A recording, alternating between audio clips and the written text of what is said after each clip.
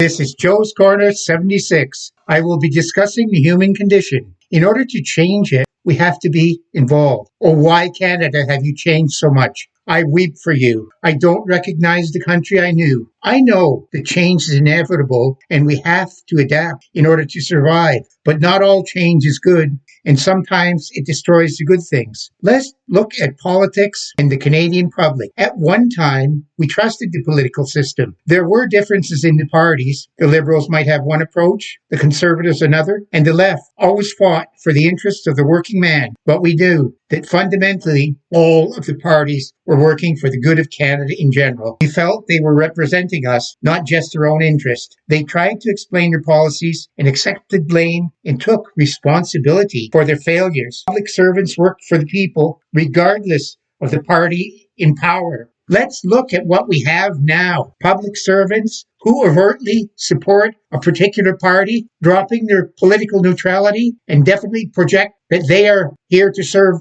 them, not us. Where are the politicians who should correct this? Parties whose only interest is to stay in power and will use anything to keep that power. Invoking the Emergency Measures Act, claiming the police forces requested it, they didn't. Not telling the real truth about COVID.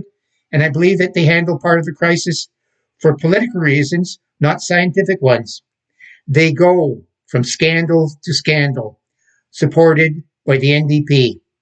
They lie about issues, backdate documents to support their positions.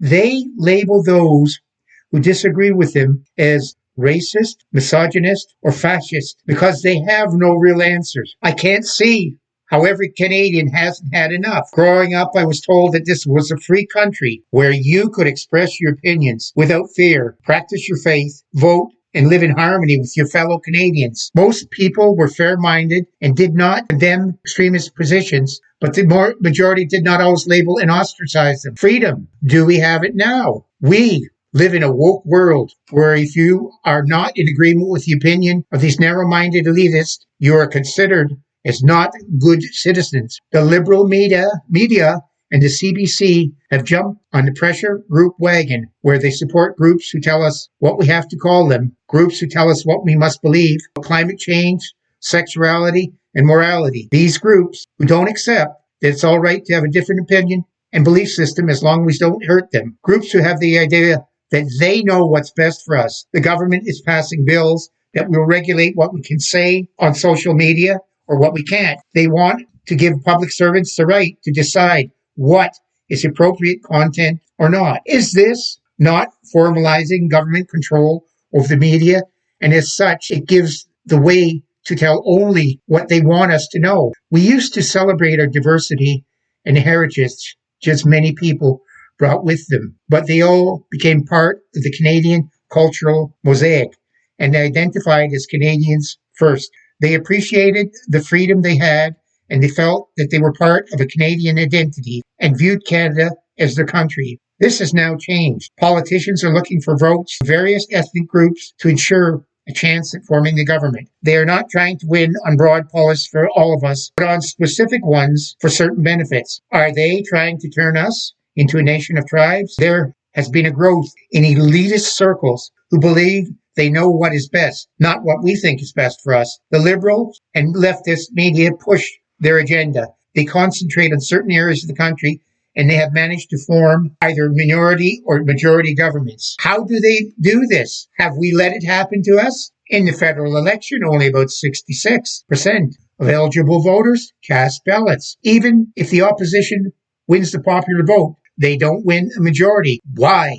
Because the winning party gets their vote out and concentrates on certain ridings for a win. They have done this quite often. People who don't vote, they say their vote doesn't count. Do you realize how many ridings are won or lost by less than 100 votes? You get what you deserve based on this. Participation in provincial and municipal elections is even worse. Don't bitch if you're not involved. There used to be a time when governments cared about deficits. They knew that deficits could only be covered by borrowing money to cover them. This resulted in interest charges, and depending on the rates, they could be high. This money paid in interest was not available for other government programs. In the past, politicians cut spending, curtailed unnecessary spending, and balanced the budget even though it might cause hardship. This government doesn't seem to get this. They just keep borrowing and spending, assuming that interest rates would remain low. What happened? The great infusion of money into the economy caused inflation. Since there were only so many goods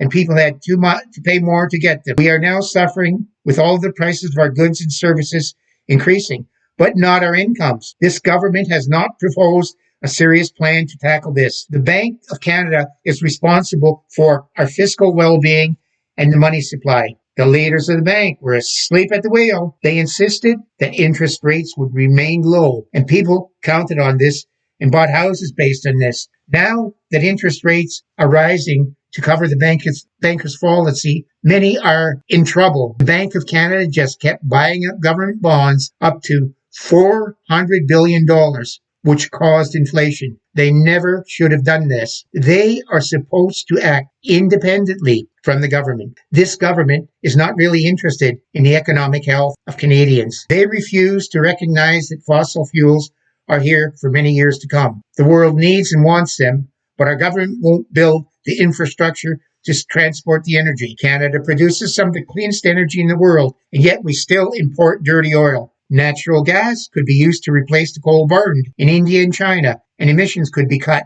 50%. We lose $25 billion on the energy. We're forced to sell it to the U.S. at a discount. In Europe, they now see wind and solar can't meet their energy needs, and they are restructuring their shut down nuclear plants. They're restarting them. They need our energy to get off a dependence on Russia. A majority of Canadians, including our Indigenous population, support pipelines. We need the income to fund our government programs and pay for our deficits. The government can't just keep harping on green energy to solve our climate crisis by keeping to their narrow agenda. We need fossil fuels to produce food for transportation and to heat our homes now. Green energy can't do this now. We need a national energy security plan to protect us. There needs to be a national conversation between the public, scientists, economists, and industry to develop a sustainable long-term green energy plan. The climate warriors have to realize nuclear power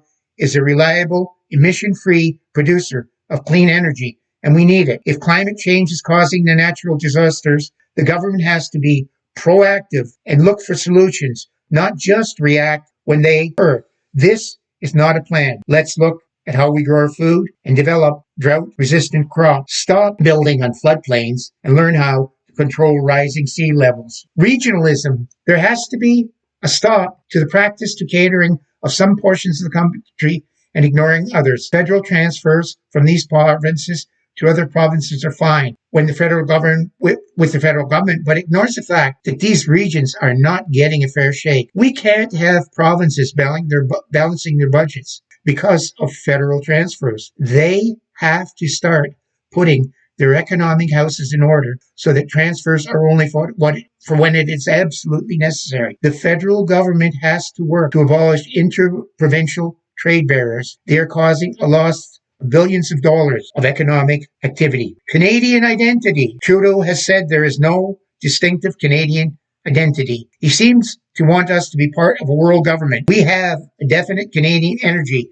that was formed through wars, depression, and a national consensus of what we felt the Canadian character was. That of freedom, respect for the rights of others, allowing religions to be practiced freely, and a welcoming attitude to people who wanted to come here legally and who accepted Canada as their country. In this turbulent world, we need a nation state to protect us, not a worldwide rule. Canadians want a dialogue on immigration as to how many people come to Canada and when. No one wants to halt immigration. Just slow it down so that all of our current immigrants can be settled into Canada. This would allow us to be better prepared to welcome new immigrants. The government needs to hear Canadians. Canada needs to restore its crumbling military. Our armed services need to be prepared to defend our borders, particularly in the Arctic. We need to be able to meet our commitment to NATO and NORAD. This can only happen if we provide the funds to do this. Canada is not considered a worthy ally